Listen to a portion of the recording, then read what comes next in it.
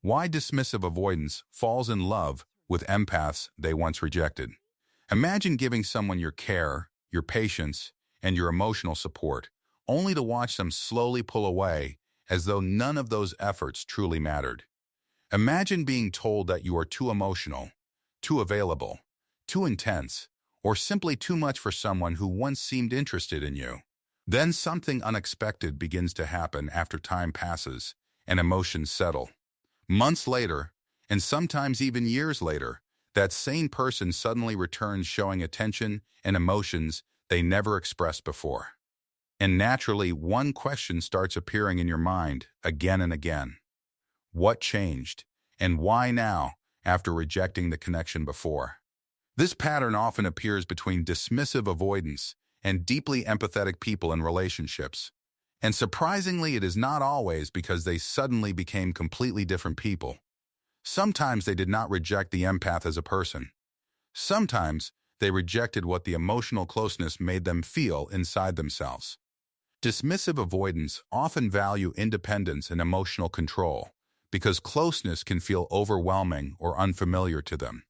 They may enjoy attraction in the beginning, but become uncomfortable once emotions become deeper and expectations become more real.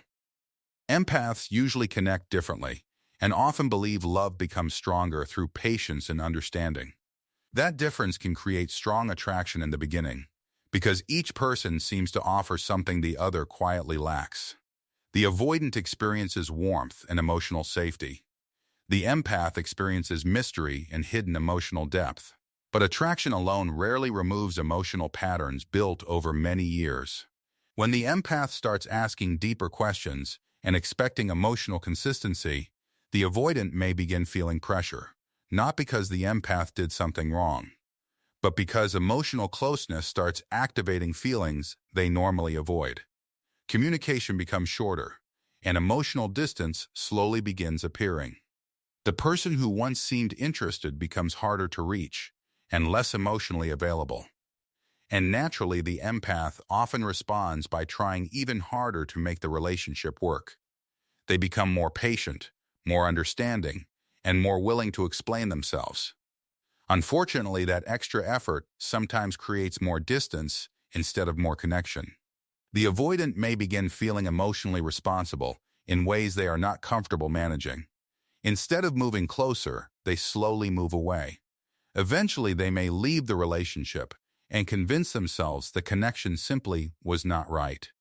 The empath is left confused because they offered care but received rejection. But after separation, something often changes inside the emotional dynamic. Distance removes pressure and creates space for reflection. And slowly, the avoidant begins remembering parts of the relationship differently than before. They remember someone who listened without judgment and offered emotional safety. They remember being understood in ways that are not easy to replace. What once felt overwhelming can later begin feeling rare and valuable. Because emotional safety often becomes easier to appreciate after it disappears. During the relationship, they focused on discomfort.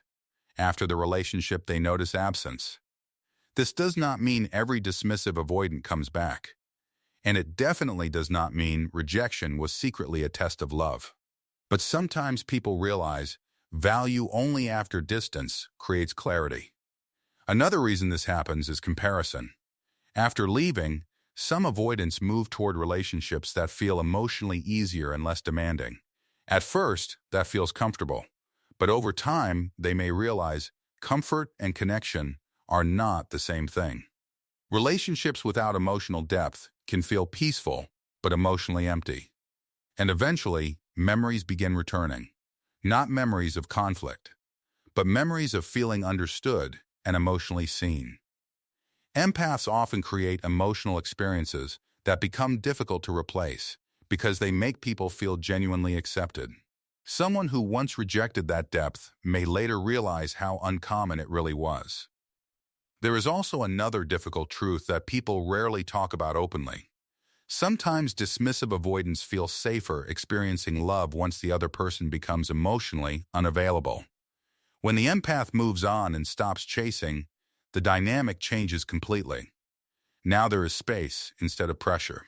Now emotions feel safer to experience. And strangely, that distance can make feelings become stronger. This is why some people return exactly when they feel they lost access to someone. But if someone comes back after rejecting you before, an important question must always be asked. Are they truly different, or do they simply miss what they lost? Real change is not attention. Real change is consistency. Real change means emotional accountability and healthier actions over time. Missing someone is not automatically the same as being ready for them. And this is where many empaths begin changing too. They stop trying to earn love through endless patience and understanding. They stop proving their value and start protecting their emotional energy. They become calmer, stronger, and more selective. And sometimes when the avoidant returns, the empath no longer wants the relationship, not because they stopped caring, but because they learned something important. Love should not require endless chasing. Connection should not require abandoning yourself. And understanding another person should never mean forgetting your own needs. Sometimes people reconnect and build something healthier. Sometimes they never try again. And sometimes the greatest love story is not someone returning. Sometimes it is finally realizing you no longer need to be chosen by someone who once walked away. People do not always reject your value when they reject connection. Sometimes they reject what your love asks them to face inside themselves. And your job is never to shrink your heart until someone feels comfortable. Your job is to protect it until someone truly knows how to hold it.